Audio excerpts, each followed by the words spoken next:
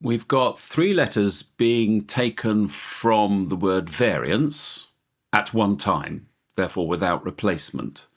And we're told that x is the discrete random variable representing the number of times that Julia selects the letter A, there being two A's in variance. So we've got to, in part A, work out the complete probability distribution of x. So how many A's can she pick in her pick of three letters? Well, she can pick 0 A's, 1 A, or 2 A's.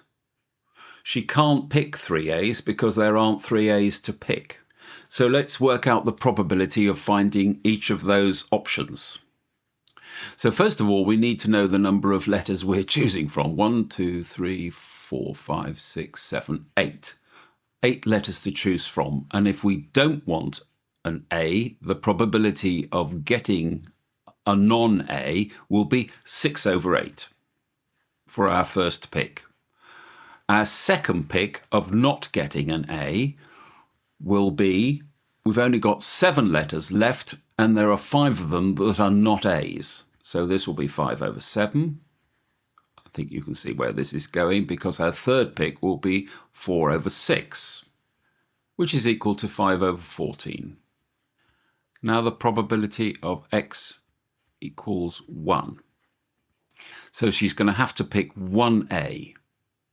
So let's assume she picks it on the third pick. So the first pick she doesn't pick an A, and the second pick she doesn't pick an A.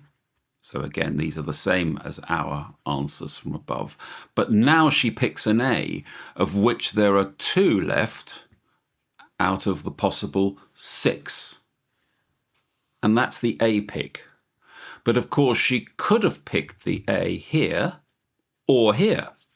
So we've effectively got to multiply this result by 3, there being 3 variations of her picking the single letter A. And this turns out to be 15 over 28. So if we do the same operation for now, x is equal to 2, so she's going to pick 2 A's.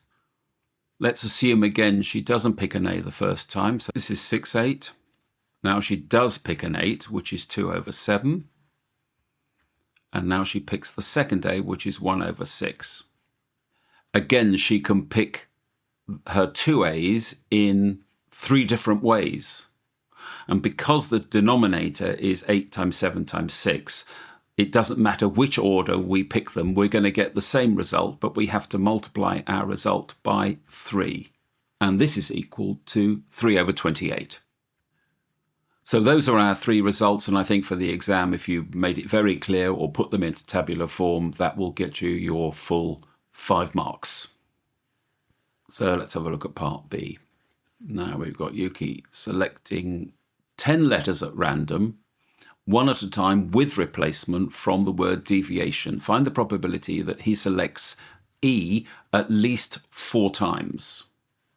How many letters are there in deviation? 1, 2, 3, 4, 5, 6, 7, 8, 9. So we've got 9 letters to choose from, and an E only appears once. So the probability of picking an E is equal to a 9th. Now, each time he does the test, he replaces. So the situation is unchanged each time he picks a letter.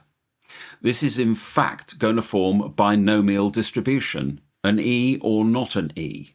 The situation is the same. The conditions for the next test are exactly the same as the previous test. So we can form a binomial distribution. He's going to do the test 10 times, and the probability is a 9th.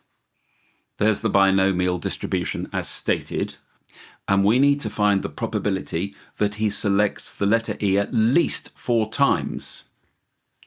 So we need to find the probability out of his 10 tests that he gets an E greater than 4 times. But the calculator only gives us an answer up to including a value. But we can say that this is equal to 1 minus the probability of y being less than or equal to 3. The other side of the distribution, if you like. Now this we can calculate.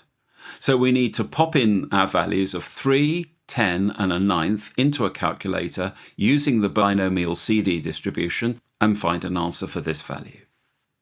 Okay, we want menu 7 and we need binomial CD and it's going to be a variable. What's our x? Our x is 3, our n is 10 and the probability is 1 divided by 9. 0.11111 and we get an answer of 0.98.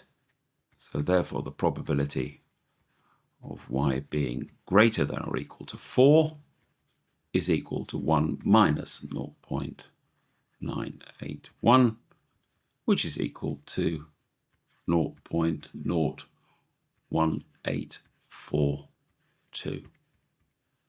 And that will be your answer.